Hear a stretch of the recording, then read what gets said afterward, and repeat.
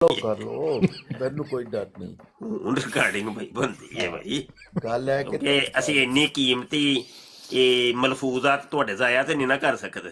ਬੜੀ ਮਿਹਰਬਾਨੀ। ਐਡੀ ਕੀਮਤੀ ਗੁਫ਼ਤਗੂ ਜ਼ਾਇਆ ਹੋ ਜਾਏਗੀ ਤੇ ਕੰਮ ਖਰਾਬ ਹੋ ਜਾਏਗਾ। ਪਰ ਤੁਹਾਨੂੰ ਤੌਫੀਕ ਤੇ ਨਹੀਂ ਨਾ ਮਿਲਣੀ ਮੰਨਣ ਅੱਛਾ ਦੀ। ਅੱਛਾ, ਤੇ ਹਜ਼ਰਤ ਮਸੀਹ ਮਊਦ ਪਹਿਲੇ ਸਾਹਿਬ ਮੇਰੀ ਦੀਆਂ ਕੋਈ ਪਹਿਲੇ ਸਿਫਤਾਂ ਹੀ ਮੇਰੀ ਗੱਲ ਬਿਆਨ ਕਰੋ, ਸੁਣੋ, ਕੋਈ ਚਾਰ। ਪਹਿਲੇ ਮੇਰੀ ਗੱਲ ਸੁਣੋ। ਇਹ ਵੇ ਕਿ ਤੁਸੀਂ ਤੇ ਅੱਜ ਕੱਲ ਦੇ ਜ਼ਮਾਨੇ ਦੇ ਮੌਲਵੀ ਹੋ ਨਾ, ਆਹ ਤੇ ਜਿਹੜੇ ਅੱਜ ਤੋਂ ਤਕਰੀਬਨ 125 ਸਾਲ 100 ਉਸ ਤੋਂ ਪਹਿਲੇ ਦੇ ਜਿਹੜੇ ਉਲਮਾ ਸਨ, ਉਹ ਤੁਹਾਡੇ ਬਜ਼ੁਰਗ, ਉਹ ਤੇ ਮਿਰਜ਼ਾ ਸਾਹਿਬ ਦੀ ਬੜੀ ਤਾਰੀਫ ਕਰ ਰਹੇ ਸਨ ਕਿ ਬੜੀ ਬੜੀ ਉਹਨਾਂ ਬੜੀ ਦਾ ਤਾਰੀਫ ਜਿਹੜਾ ਕਰਦੇ। ਲਿਟਰੇਚਰ ਹੈ, ਉਹਨਾਂ ਦਾ ਜਿਹੜਾ ਲਿਟਰੇਚਰ ਮਸਲਨ ਹੈ, ਕਿਹੜੇ ਬਜ਼ੁਰਗ, ਕੋਈ ਇੱਕ ਅੱਧੇ ਬਜ਼ੁਰਗ ਦਾ ਨਾਂ ਹੀ ਲੈ ਲਓ।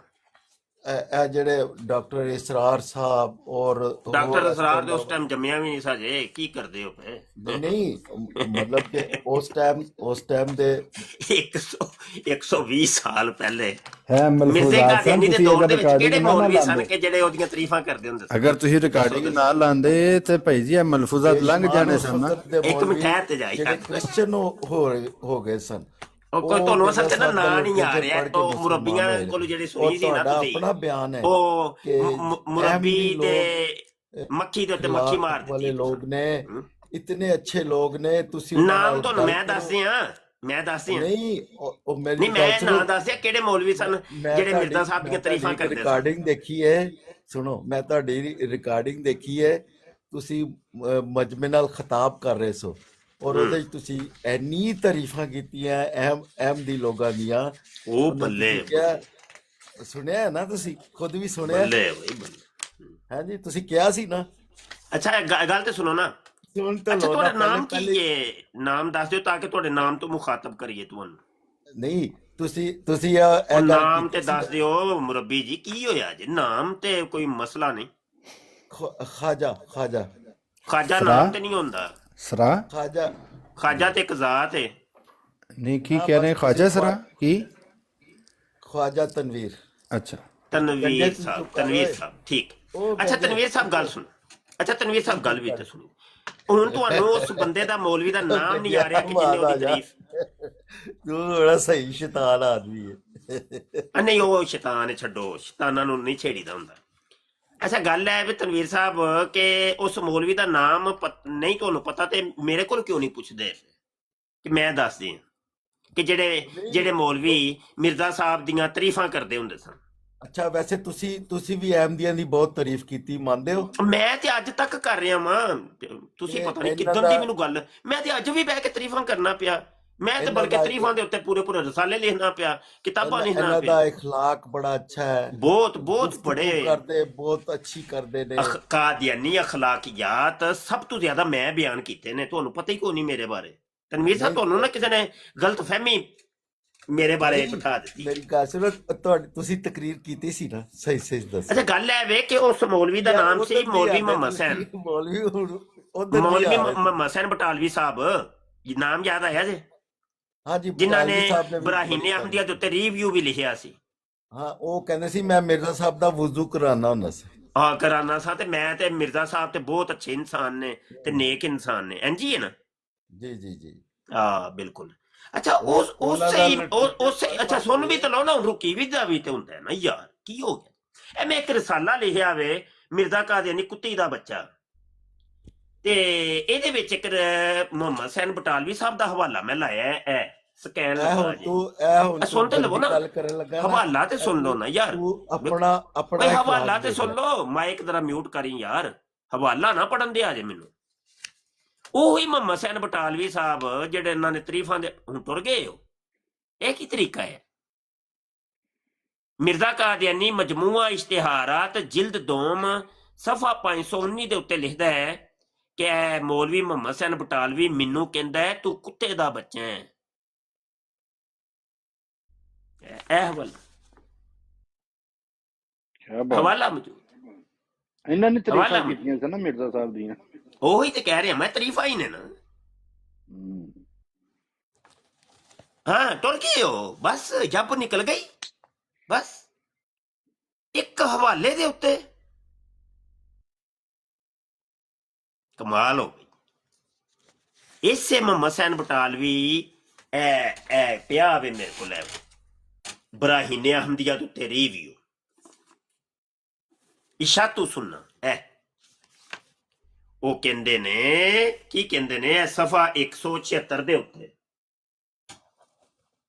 कि मुअल्लिफ बराहीन अहमदिया के हालातों ख्यालात से जिस कदर हम वाकिफ हैं हमारे मुआसरीन से ऐसे वाकिफ कम निकलेंगे। मुअल्लिफ साहब हमारे हम वतन हैं, बल्कि अवाइल उम्र में कि जब हम कुतुबी और शरा मुल्ला पढ़ते थे हमारे हम मकतब यानी वो भी वाबी मैं भी वाबी, ये मेरा क्लास फेलो है। मोहम्मद हुसैन बटालवी साहब कहते हैं ये मेरा क्लास फेलो है, ये भी वाबी है मैं भी वाबी हूं, मकतबे फिक्र हम दोनों का एक है। कहते उस जमाने से आज तक हम में उनमें खतो किताबत मुलाकात मुरासलत बराबर जारी रही है। इसलिए हमारा ये कहना कि हम उनके हालातों ख्यालात से बहुत वाकिफ हैं मुबालगा करार ना दिए जाने के लायक है।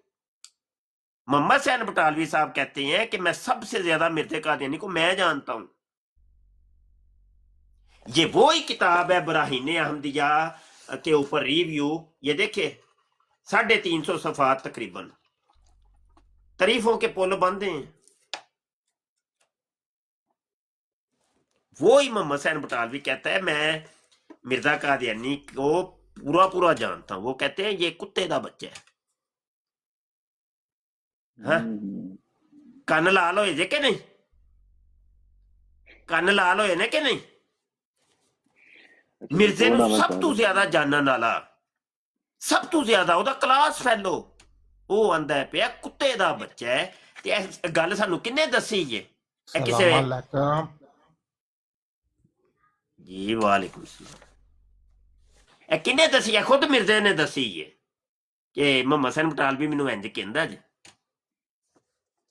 ਤੇ ਸਾਬਤ ਹੋਇਆ ਕਿ ਨਾ ਮਿਰਜ਼ਾ ਕਾਦੀਆਨੀ ਕੁੱਤੀ ਦਾ ਬੱਚਾ ਤੇ ਕੁੱਤੇ ਦਾ ਬੱਚਾ ਹੈ। अपने को मैं कोई एक गल नहीं लिखी, यब निकली जे कि नहीं है तुहाडियां खैर सही हो गया। मलक फिर ना ही समझा, फिर वैसे दिहाड़ी लग गई है मेरी। मैं तो क्या एक कादियानी भी आ जाए तो दिहाड़ी लग जाती हुंदी है मेरी।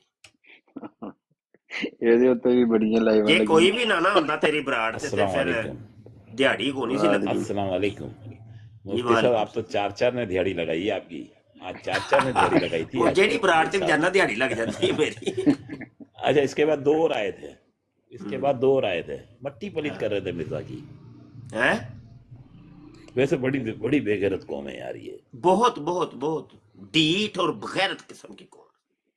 आज वो आपने देखा होगा आमिर नजीर भाई की बराड़ के ऊपर के जी 4 कादियानी बैठे हैं बेशक वक्त, उनकी हम तंबी उतार रहे हैं मिर्जे कादियानी की, सारे बैठ के सुन रहे हैं।